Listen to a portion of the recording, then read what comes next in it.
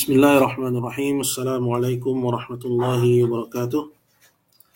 Innal hamdalillah nahmaduhu wa nasta'inuhu wa nastaghfiruh wa na'udzu billahi min shururi anfusina wa sayyiati a'malina man yahdihillahu fala mudilla lahu wa man yudlilhu fala hadiya lahu. Asyhadu an la ilaha illallah wahdahu la syarika lahu wa asyhadu anna Muhammadan abduhu wa rasuluh. Ya ayyuhalladzina amanu taqullaha haqqa tuqatih wa la tamutunna illa wa antum muslimun.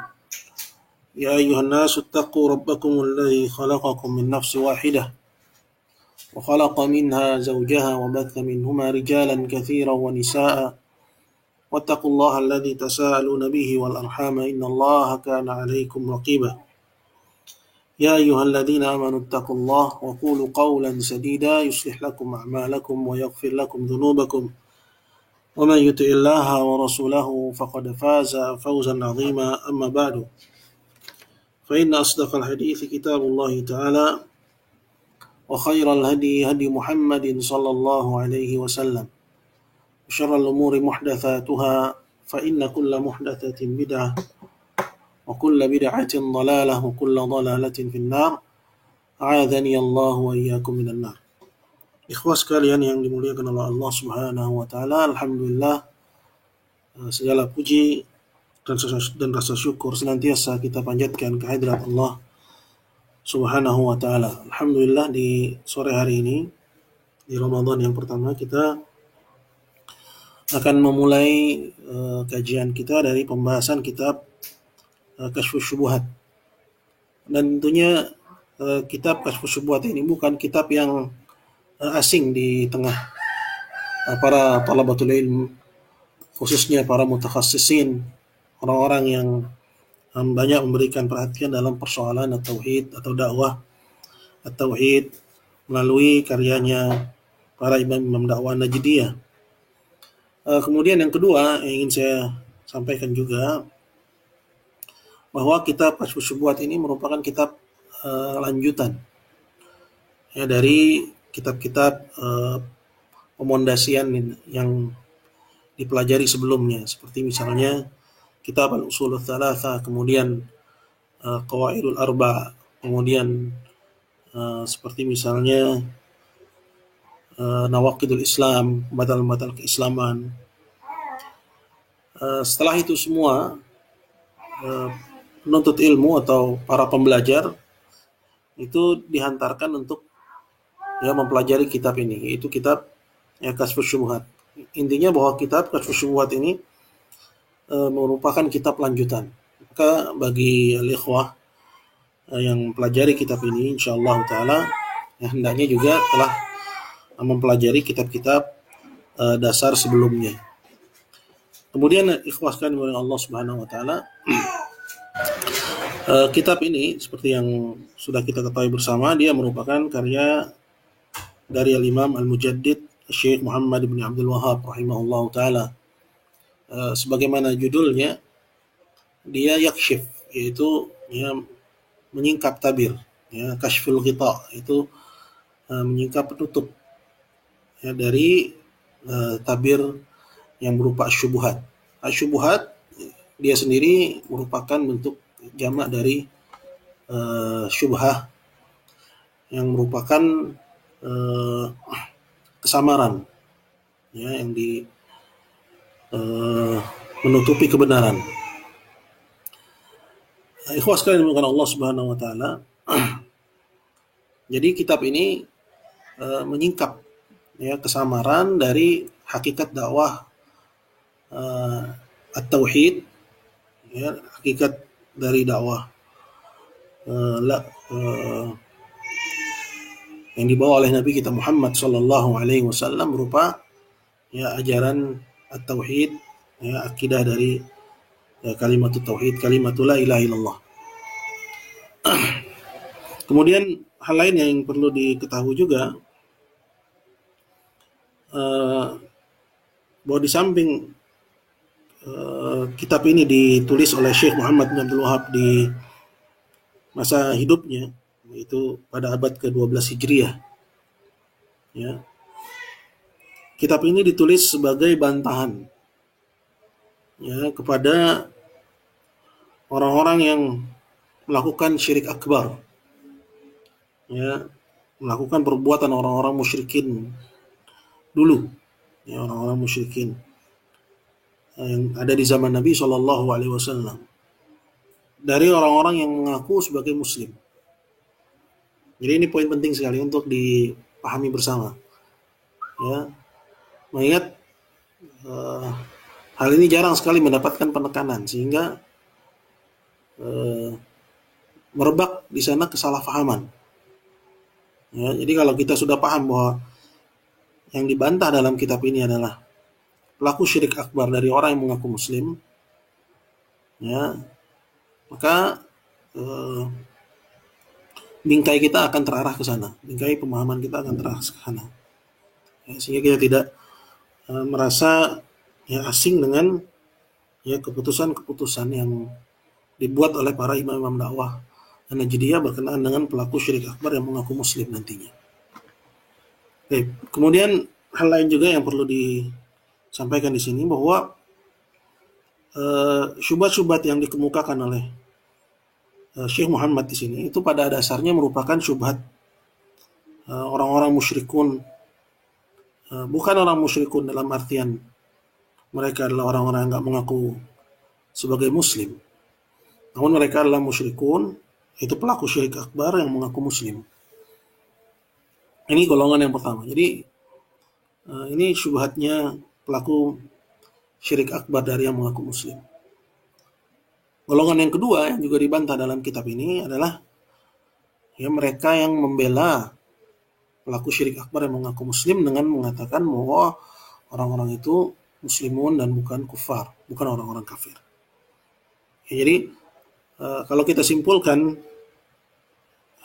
kitab ini membantah, ya, di awal ya, dia membantah atau menyingkap syubhat dari dua golongan. Ya, dari dua golongan. Yang pertama adalah pelaku syirik akbar yang mengaku Muslim. Kemudian golongan yang kedua adalah orang-orang yang membela mereka. Orang-orang yang membela mereka. Nah, ada golongan ketiga yang saya tambahkan di sini, ya, dari hasil ya, penelaahan terhadap kitab ini. Itu yang disebutkan di akhir kitab, yaitu orang-orang yang mengetahui tauhid, ya, memahami bahwa agama yang didakwakan oleh Syekh Muhammad Wahab itu adalah agama yang benar, ya, representasi dari dakwah tauhid Nabi Muhammad SAW, ya,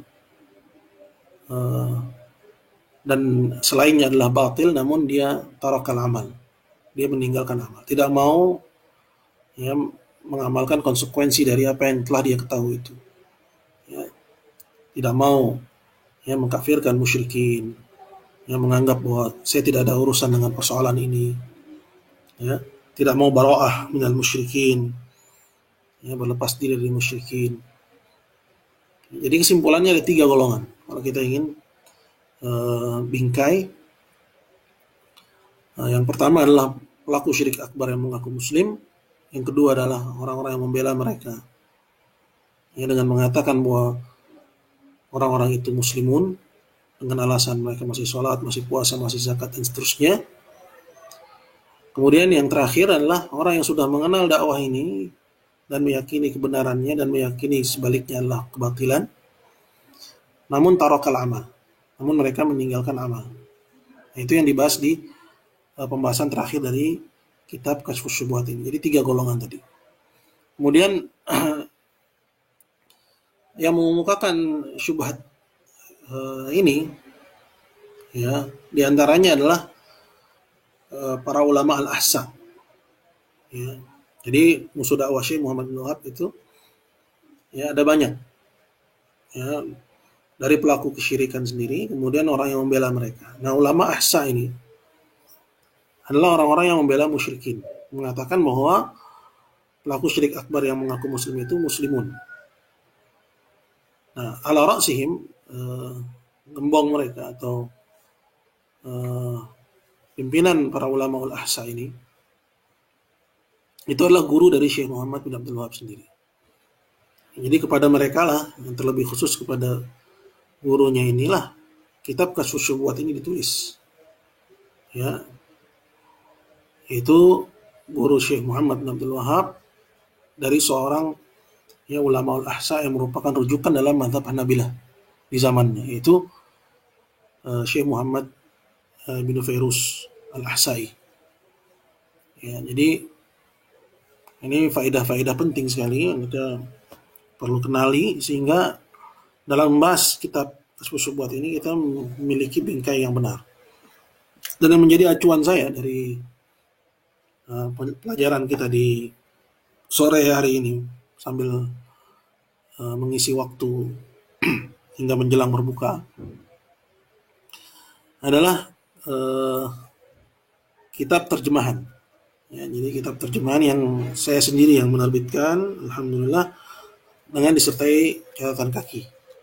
Ya, kenapa saya pakai ini? Ya, ini bukan jualan, karena kitabnya juga udah tinggal dikit. Karena kitab ini saya terjemahkan itu dari cetakannya Syekh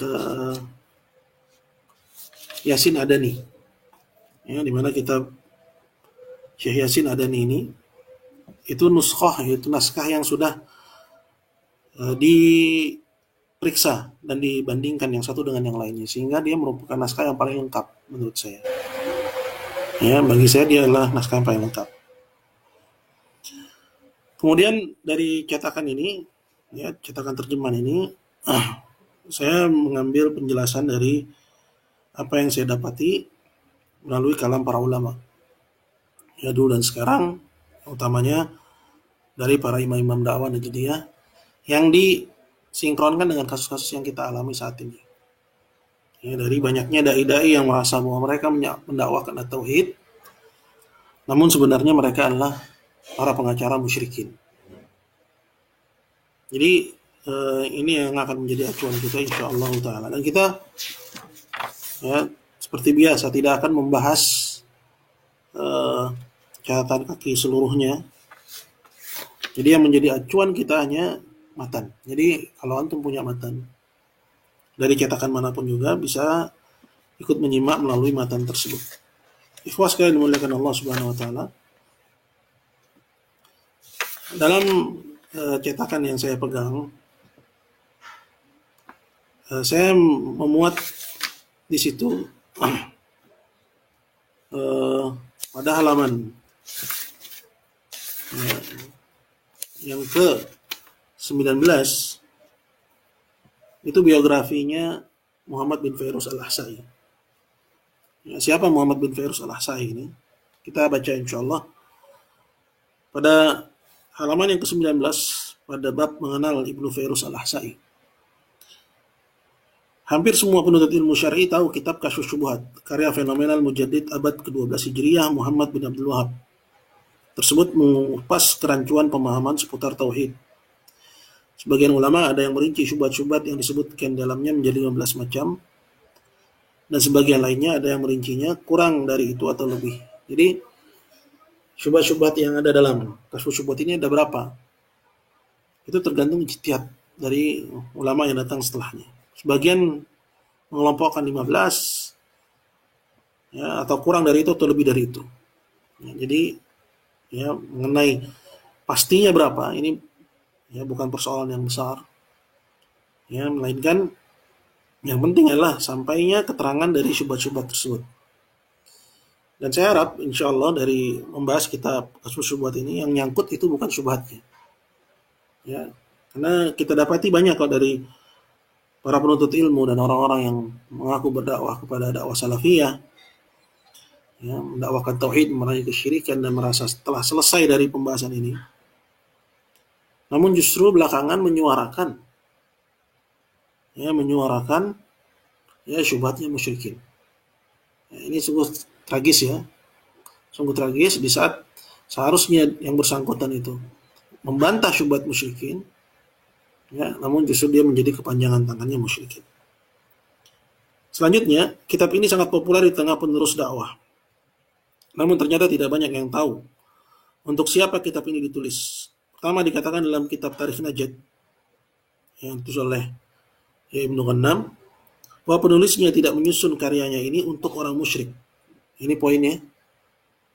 Jadi pembahasan dalam kitab Kasyfus Syubhat ini bukan untuk syubhatnya musyrikin, tetapi ditujukan kepada setiap muslim ahli tauhid agar mampu menyingkap kerancuan musuh-musuh tauhid. Itu orang-orang yang melakukan syirik akbar dari mereka mengaku muslim. Syekh Husain bin Ghannam rahimahullah berkata, kemudian Syekh itu penulis, maksudnya adalah Syekh Muhammad bin Abdul Wahab, menyusun sebuah risalah bagi khalayak muslimin yang disebut dengan Kasyfus Syubhat sebagai jawaban terhadap berbagai macam syubhat yang mereka sebutkan pada tulisan-tulisan mereka. Kedua, secara khusus ternyata kitab ini ditulis sebagai bantahan terhadap syubhat-syubhat ulama al-ahsa.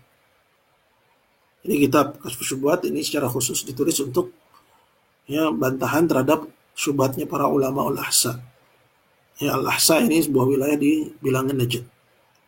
Di antara mereka adalah imam dan sekaligus rujukan utama muslimin dan ulama dunia saat itu, yaitu sebelum tampak darinya pertentangan terhadap dakwah tauhid.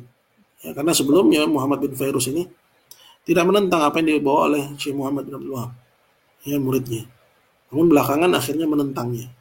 Beliau adalah al-imam al-allamah, memiliki julukan al-allamah, yaitu seorang panji dalam ilmu.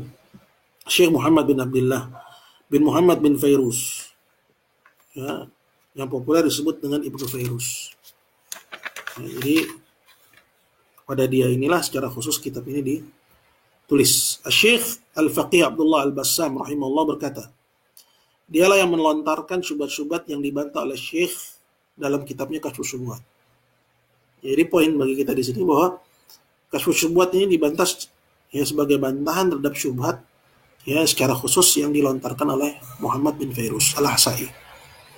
Muhammad bin Fairuz Al-Ahsa'i tentu sebelum dia menampakkan penentangannya terhadap dakwah yang dibawa Syekh Muhammad bin Wahab, dia min ulama muslimin, termasuk dari ulama muslimin. Namun dalam bantahan kitab Kasyfus Syubhat, Syekh Muhammad bin Abdul Wahab menyebut membahasakan ulama-ulama tersebut dengan sebutan ulamaul musyrikin. Dengan sebutan ulamaul musyrikin.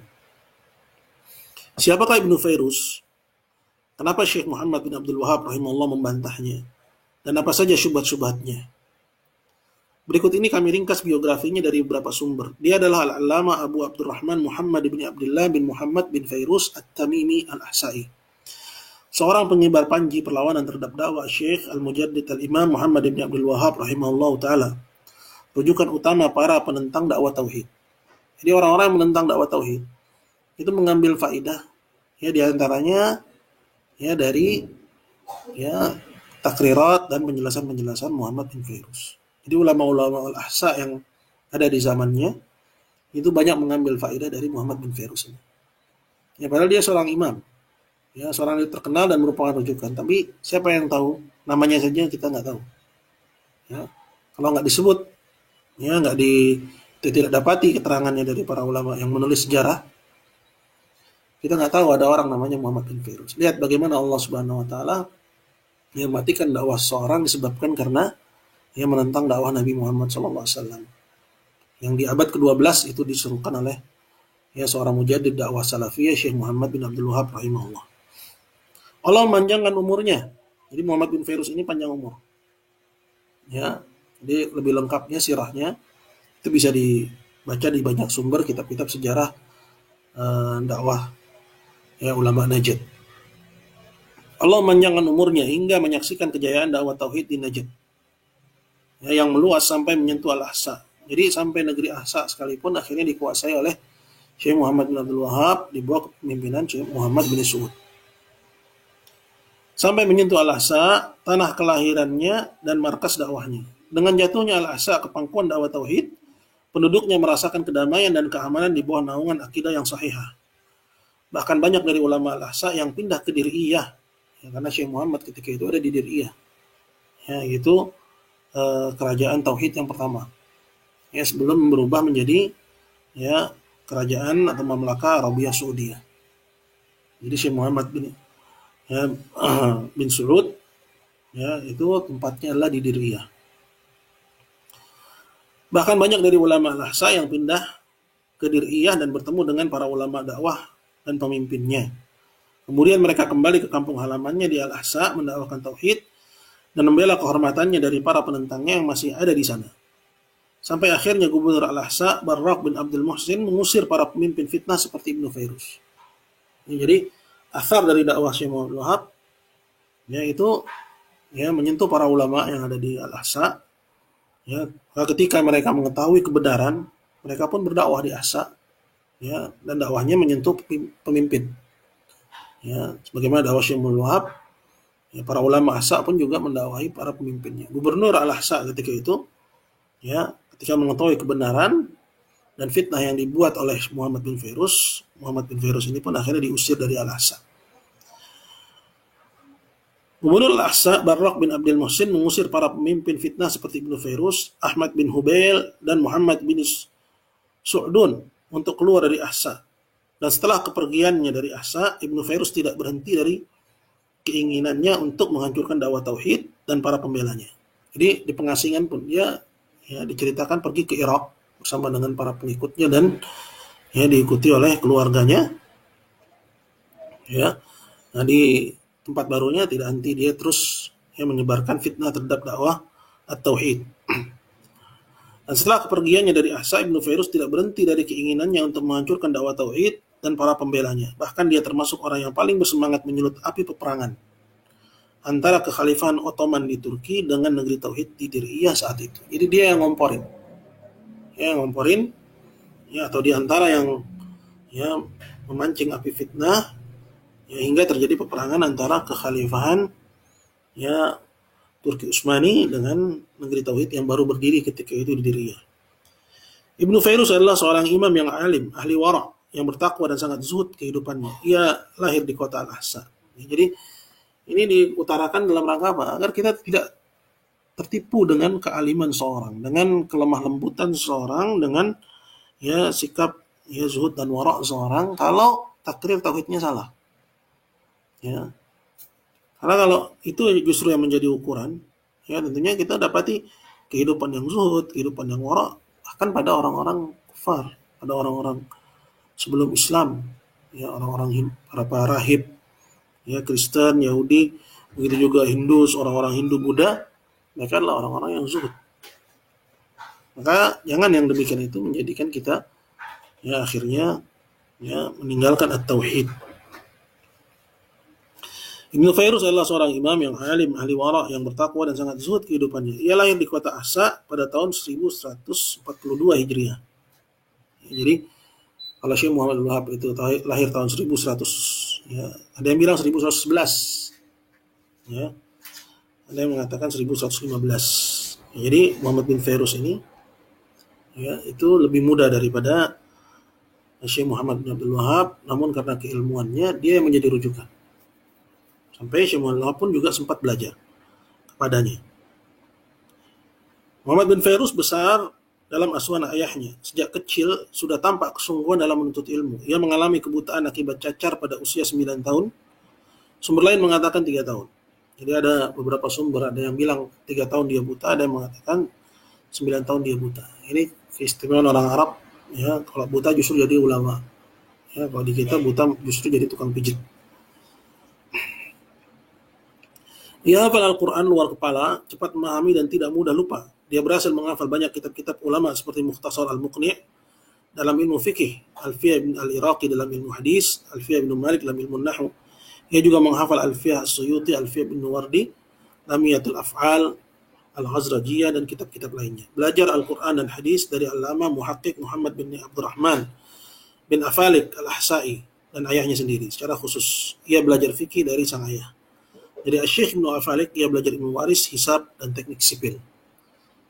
Jadi dia adalah seorang pembelajar dan seorang penuntut ilmu yang diberi kelebihan dengan kecerdasan dan kuatnya hafalan.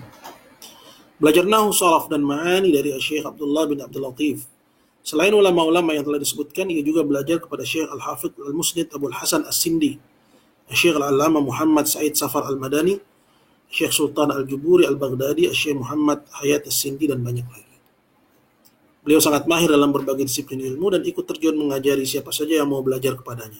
Jadi dia sangat semangat dalam Ya, di samping belajar dan juga sangat semangat dalam mengajar. Ia berfatwa pada masa guru-gurunya masih hidup. Jadi ini diantara keistimewaan seorang alim, ya, adalah ya, ketika gurunya masih hidup dia sudah dipercaya akan keilmuannya. Orang-orang mentranskrip jawaban dan fatwa-fatwanya dan memujinya. Beliau juga dikenal sebagai seorang penulis. Orang-orang datang berguru kepadanya dari berbagai penjuru negeri. Jadi dia ya termasuk tujuan ya para penuntut ilmu pada waktu itu, pada abad ke-12. Ya, abad ke-12 Hijriah itu kalau Masehinya berarti abad ke-17 atau abad ke-18. Negeri-negeri sekitar sangat memujinya, minta bimbingan petunjuk dan doa darinya. Mereka minta kepadanya agar dikirimi dai-dai yang mengajari mereka ilmu agama, menyampaikan nasihat, memimpin salat dan khutbah. Dan hampir tidak ada seorang pun yang belajar kepadanya dengan serius kecuali menjadi alim yang bermanfaat. Jadi ya di antara yang menunjukkan keistimewaan seorang bahwa dia punya murid. Ya, tapi yang dari para murid yang juga yang memiliki keilmuan yang dalam. Di antara murid-murid yang dikenal dalam keilmuannya hingga menjadi penulis adalah Syekh Al-Allamah Muhammad bin Sallum, seorang ahli faraid pada zamannya. Syekh Al-Faqih Utsman bin Jami' dan anaknya Syekh Abdullah bin Utsman yang dikenal sebagai ahli sastra dan yang cerdas. Seorang peneliti yang kritis, Syekh Abdul Aziz bin Adwam bin Razin, dan selain mereka dari penduduk Al-Ahsa dan selainnya seperti Bahrain dan Basrah. Jadi dari banyak negeri Arab. Ya, bukan hanya dari Najd saja, bahkan dari luar bilangan Saudi Arabia. Ya, ketika itu belum ada Saudi. Ya. Ketika itu cuma tahunya Najd. Namun datang dari Bahrain, datang dari Basrah, ya, menuju Syekh Muhammad bin Fairuz ini. Bahkan pada masanya tidak dikenal seorang pun yang begitu harum dan populer namanya melebihi Ibnu Fairuz. Subhanallah. Jadi yang dibantah oleh Syekh Muhammad bin Wahab ini seorang jabal. Namun ya ini betul jabal gitu ya. Ya, bukan jabal-jabalan. Jabal itu gunung ya, gunung yang tangguh, tapi bukan ya ecek-ecek gitu loh. Ya seorang yang betul-betul jabal ya, namun runtuh, tidak disebut namanya disebabkan karena ya, membela musyrikin.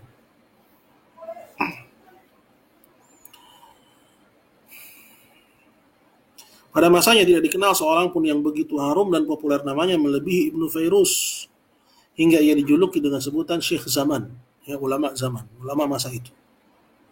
Ya, mungkin kalau di zaman sekarang seperti misalnya ya seharum Syekh Albani atau Syekh bin Baz. Ya. Tubuhnya tidak tinggi, tampak padanya cahaya dan tanda yang jelas akan keilmuan dan kesalehan. Jadi secara penampakan tampak dia ya ciri-ciri ulama, ciri-ciri seorang yang zuhud, ciri-ciri orang yang soleh. Karena itu ia sangat disegani raja-raja dan jajarannya. Ucapannya didengar, isyaratnya ditaati hingga Sultan Abdul Hamid Khan, Sultan Abdul Hamid II, khalifah terakhir dari Turki Utsmani, minta bantuan kepadanya dalam memerangi dakwah mujaddid Syekh Muhammad bin Abdul Wahab rahimahullah yang dituduhnya khawarij dan bughat. Jadi ini saling gayung bersambut. Ya, Syekh Muhammad bin Fairuz memiliki dendam sendiri kepada dakwah Syekh Muhammad bin Wahab, ya, hingga ngomporin daulah Turki Utsmani, dan daulah Turki Utsmani pun juga minta bantuan kepada Muhammad bin Fairuz. Jadi bagaikan gayung bersambut dalam memerangi dakwah tauhid. Antum tahu bahwa ya negeri daulah Turki Utsmani itu difatwakan kafir. Tentu ini suatu hal yang besar di mata para harokiyun ya. Para orang-orang pergerakan, bahwa dalam konteks dakwah Syekh Muhammad bin Wahab, para ulama-ulama dakwah Najdiyah ketika itu memfatwakan daulah Turki itu kafirah. Kafir karena memerangi tauhid. Ia menulis bantahan kepada dakwah tauhid dan menampakkan penolakan. Ia juga membuat buku, maksudnya dakwah tauhid yang sampaikan oleh Syekh Muhammad bin Wahab, versinya Syekh Muhammad bin Wahab. Ya, saya bahasakan seperti itu tanazzulan sebenarnya. Ya, bentuk ya, oke, ini persoalan kita bahas. Namun saya meyakini bahwa yang dibawa oleh Syekh Muhammad bin Wahab itulah dakwah yang dibawa oleh Nabi kita Muhammad sallallahu alaihi wasallam. Dia juga membuat buku yang menerangkan kesalahan-kesalahan Syekh Muhammad dan dakwahnya, serta memperingatkan umat agar menjauhi. Jadi Muhammad bin Fairuz ini ya juga ya menjauhkan orang dari dakwah tauhid Syekh Muhammad bin Abdul Wahab rahimahullah taala. Karena itu dia termasuk musuh terbesar dan Syekh Muhammad mengkafirkannya. Syekh Muhammad bin Wahab mengkafirkan ulama, ya, bahkan ulama besar di zamannya. Nah, ini bukan hal yang aneh dan bukan hal yang asing, ya. Karena yang menjadi ukuran adalah tauhid, ya. Dan tauhid itu hibah min Allah Subhanahu, taufik dari Allah Subhanahu wa taala. Ya, diberikan kepada man yasha'u min ibadihi. Ya, siapa yang dia kehendaki dari hambanya. Ya. Jadi jangan seorang itu termakan oleh perasaan.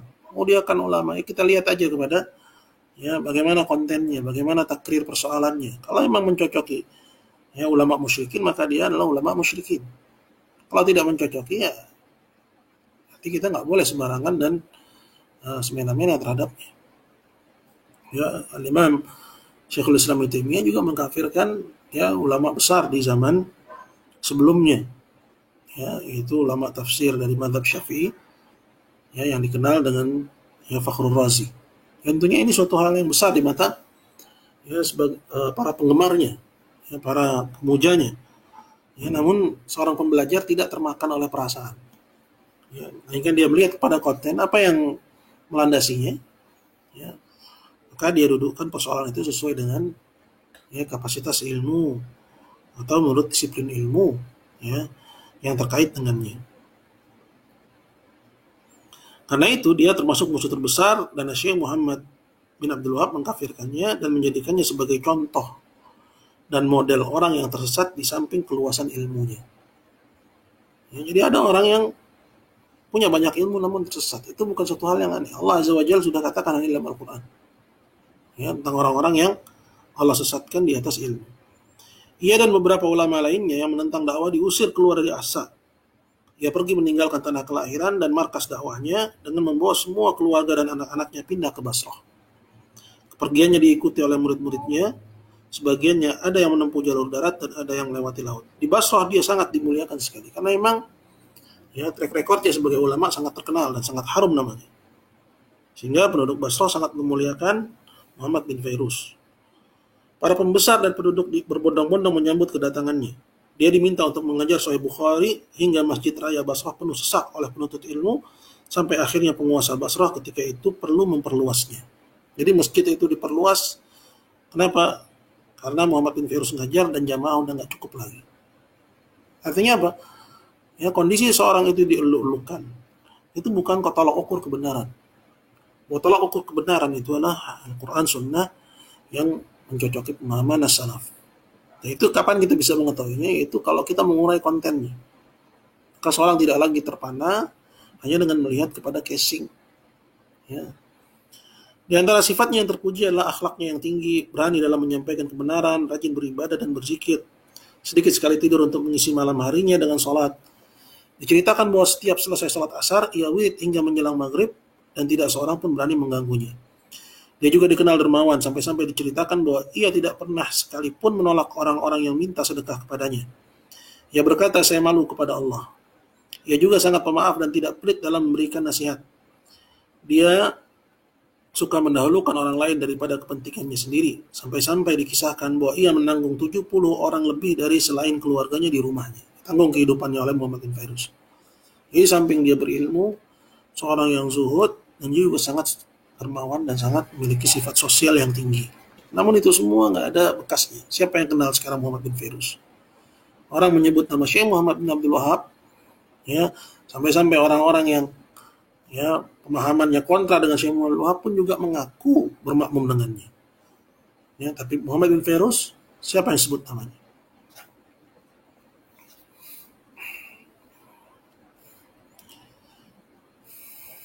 Ia juga sangat ridha dengan takdir dan menerima keputusan Rabb-nya. Tidak ada pada zamannya yang melebihi kemuliaannya, ketakwaan dan kepopulerannya. Pada malam Jumat di awal Muharram tahun 1216 Hijriah ia wafat dalam usia 75 tahun dan disolatkan di Masjid Raya Basrah. Jasadnya dikubur bersebelahan dengan kuburan seorang sahabat Zubair bin Awam. Ini semua nggak ada ukuran, tidak menjadi ukuran. Bahwa kondisi dia dikubur di samping kuburan sahabat, hanya orang-orang yang nggak memiliki ilmu yang yang terpengaruh dengan data-data ini. Dia kan orang alim, dia kan gurunya Muhammad bin Abdul Wahab, dia kan orang yang hafid. Terus apakah itu semua dalil bahwa dia nggak mungkin salah? Ya, buktinya kuburannya dikubur di samping kuburannya Zubair bin Awam. Terus kalau begitu dia pasti benar. Ya, itu. Jadi siapapun di zaman ini yang kita lihat bahwa dia memiliki keutamaan kemuliaan, namun dia tidak memiliki tauhid, maka tidak ubahnya seperti Muhammad bin Fairuz yang tidak tersisa penyebutannya. Tidak ada seorang yang mengetahui bahkan namanya. Maksud dari mengenal keilmuan dan kepribadian yang istimewa dari seorang Ibnu Fairuz ini adalah pertama, bahwa ilmu yang dalam dan popularitas yang tinggi bukan jaminan bahwa seorang lebih mendapat hidayah dan petunjuk daripada orang lain. Selain itu, agar seorang tidak menolak kebenaran hanya karena menurutnya orang yang membawanya tidak lebih berilmu dan populer dibandingkan panutannya selama ini. Jangan seorang menolak kebenaran. Oh, dia kan nggak dikenal, katanya. Padahal dia yang bawa kebenaran. Ya. Sedang yang dibantah adalah orang yang punya nama. Bisa jadi karena punya namanya, dia punya nama disebabkan karena ya qadarullah, Allah takdirkan demikian. Atau mungkin karena dia memiliki sabiqah fi dakwah, bahwa memang dia duluan yang menyeru dalam dakwah. Dan yang lain sebagainya dari faktor-faktor yang mungkin mempengaruhinya. Namun itu semua bukan ukuran dalam menilai kebenaran. Kedua, bahwa hendaknya seorang dai tidak menjadikan popularitas sebagai alasan untuk tidak berdakwah. Ini juga faedah yang bisa kita petik. Ya. Jelas bahwa Syekh Muhammad di samping Ibnu Fairuz saat itu mungkin bukan siapa-siapa. Ya, di masa itu Muhammad bin Abdul Wahab bahkan dimusuhi. Ya, sedangkan Muhammad bin Fairuz adalah orang yang memiliki kedudukan yang dielu-elukan. Bahkan namanya buruk karena dirusak oleh musuh-musuhnya. Semua yang nggak setuju dengan Syekh Abdul Wahab, membantah Syekh Abdul Wahab, kemudian memframing dan menuduhnya dengan tuduhan-tuduhan yang keji. Orang-orang menuduhnya khawarij. Syekh Abdul Wahab dituduh sebagai khawarij. Sampai-sampai ia diperangi oleh orang sekaliber khalifah. Akan tapi dengan ketakwaan dan tawakal yang tinggi, Allah akhirnya memberikan baginya kemenangan dan kejayaan bagi dakwahnya. Jadi, kondisi bahwa seorang itu bukan apa-apa. Jangan dia itu, udah kita ini kan bukan apa-apa. Kita tunggu aja orang-orang yang hebat itu yang menyampaikan. Kalau memang Allah tidak jadikan kebenaran itu melalui lisan mereka, sedangkan kita yang mengetahui kebenaran, kemudian kita tinggalkan akhirnya kebenaran, siapa yang tahu kebenaran?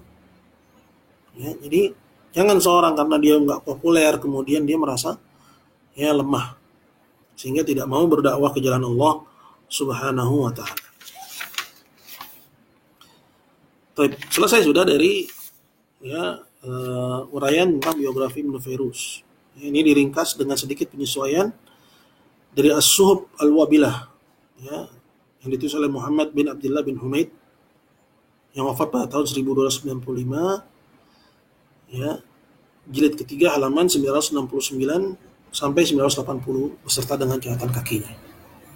Jadi dari mudah-mudahan Allah Subhanahu wa taala itulah Muhammad bin Fairuz Al-Ahsa'i, seorang tokoh besar yang ada di zamannya. Kepada dialah bantahan terhadap syubhat-syubhat ini diarahkan. Bahwa dialah yang menyuarakan syubhat-syubhat yang disebut oleh Syekh Muhammad bin Abdul Wahab dalam Kashfus Syubhat ini, seperti yang tadi telah nukil penjelasannya.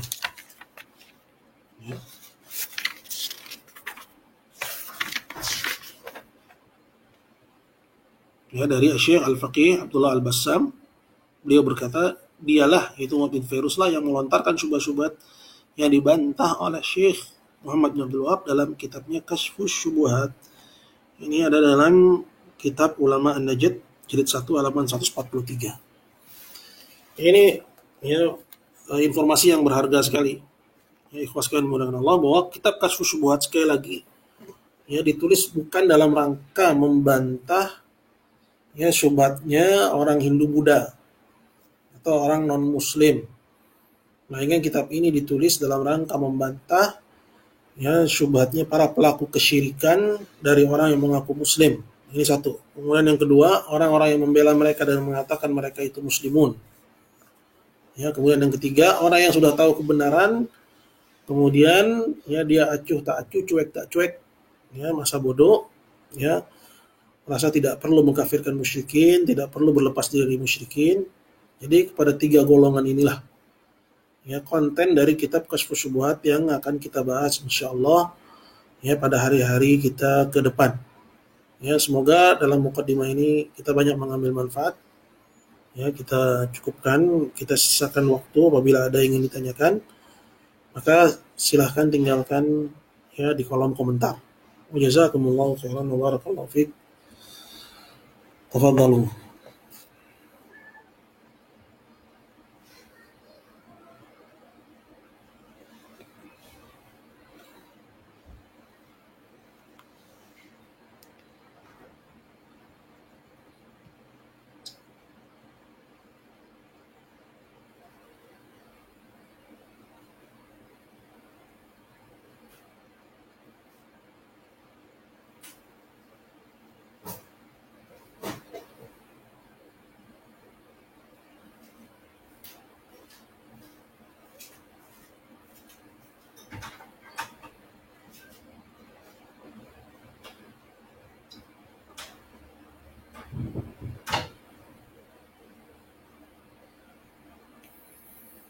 Wa antum barakallahu fiik.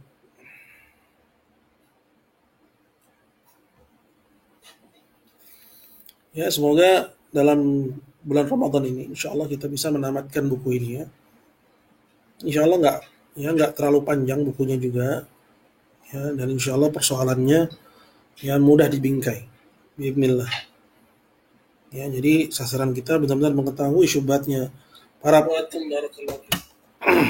ya, syubhatnya orang-orang yang ya penyembah kubur yang dibantah oleh Syekh Muhammad bin Abdul Wahab ya, dan mengetahui bagaimana membantahnya. Itu sasaran kita insya Allah. Durasinya insya Allah ya barang 45 menit lah gitu. 45 menit, kemudian kita sisakan untuk yang jawab. Waktunya kita mulai kurang lebih jam 3:30 atau jam 4 kurang gitu ya. Jadi yang ingin ikut terus silahkan standby di ya, fanpage saya pada jam-jam tersebut. Kemudian saya ingatkan, ya, fadhalu antum bisa bagikan, share kepada teman-teman, mumpung kitabnya belum kita mulai. Kita hanya baru bahas muqaddimah. Muqaddimah ini pun juga bisa antum sampaikan kepada teman-teman, ya, karena pada muqaddimah ini banyak sekali manfaat yang jarang diketahui, ya, jarang atau sedikit yang bahwa sebenarnya kitab ini membantah orang-orang ya yang mengaku muslim, ya, dari pelaku syirik akbar yang mengaku muslim. Baik.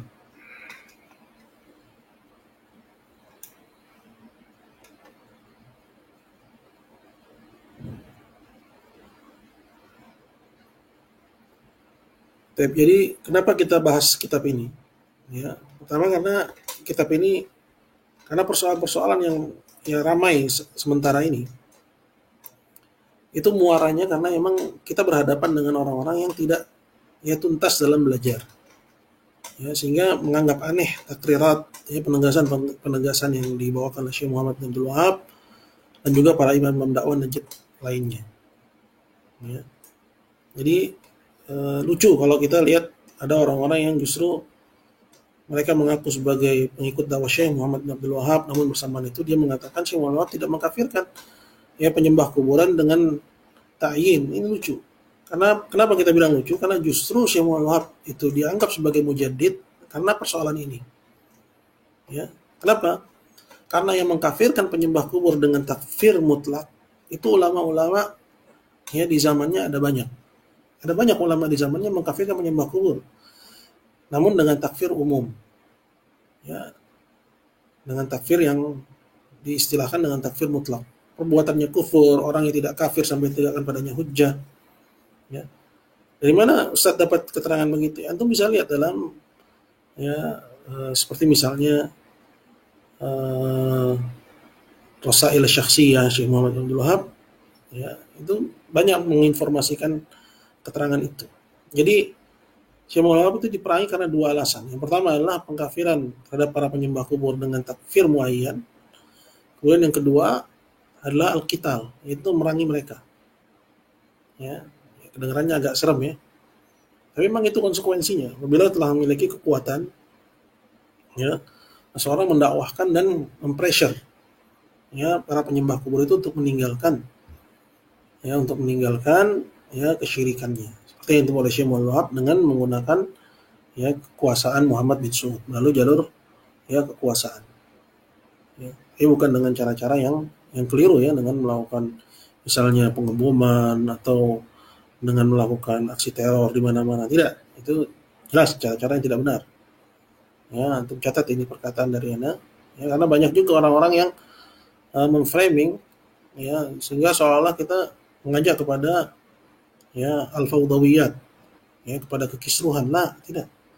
Ya kita bersyukur bahwa negeri ini lah mayoritasnya muslimin, sekalipun pemimpin saat ini dan pemerintahan saat ini tidak berhukum dengan hukum Allah, namun kita masih bisa ya mendakwahkan dengan apa yang kita mampu. Ya, namun kita nggak boleh ya terduduk dengan keadaan seperti ini. Kita harus mengupayakan apa yang bisa kita upayakan sambil tetap menjaga agar dakwah ini tetap kondusif. Ya, siapa saja yang ya, bisa mengingkari kesyirikan tanpa menciptakan fawdawiyat, ya kekisruhan, kerusuhan, seperti orang tua kepada anaknya, ya bos kepada pegawainya, ya tegakkan dakwah Allah Subhanahu wa taala kepada orang-orang yang berada di bawah ya wilayah antum, ya suami kepada istrinya, ya, atau misalnya ya tadi sudah kita permisalkan tuan kepada karyawannya, ya seperti itu, ya. Jadi kita tidak tinggal diam, ya. Jangan seorang itu merasa ya sudahlah sudah ada ustadz, jangan. Ya, kapan kita masuk misalnya ke rumah makan ada simbol kesyirikan, ngomong, jangan diam. Ya, ini akan merubah, insya Allah dunia akan berubah. Ya Allah Azza wa Jalla akan angkat musibah bala dengan seorang tidak hanya yang membahas tauhid dalam tataran teori. Ya, sebisa mungkin dia ingkari kemungkaran. Bahkan bukan hanya kesyirikan, namun juga kemaksiatan apapun yang bisa dia ingkari dengan lisan. Ya. Atau dengan kekuatan kalau memang itu di bawah wilayahnya, di bawah pengaruhnya. Seperti tadi saya contohkan, orang tua kepada anaknya, ya bos kepada karyawannya, ya majikan kepada pembantunya misalnya. Ya. Jadi siapa yang memiliki kemampuan ingkari, ya, dan batasi ruang gerak kesyirikan sebatas apa yang dia mampu, ya sambil menjaga kondusivitas dari dakwah ini hingga orang-orang ya betul-betul ya tergiring meninggalkan kesyirikan. Ya ke arah itu maksudnya. Ya, jadi ya harus ada amal. Seperti nanti akan ditegaskan di akhir dari pembahasan kita. Allahu a'lam bishawab. Tapi ini nggak ada yang bertanya. Insya Allah udah jelas. Nanti kita sambung lagi pada pertemuan yang akan datang ya, kalau memang nggak ada pertanyaan. Ya, dan insya Allah persoalannya ya. Jazakallah khairan wa barakallahu fikum. Ya, kita akhiri. Subhanakallah bihamdik asyhadu an la ilaha illa anta astaghfiruka wa atubu ilaik. Sampai ketemu lagi di waktu yang sama. Ya, esok. Ya, semoga tidak ada halangan insyaallah. Assalamualaikum warahmatullahi wabarakatuh.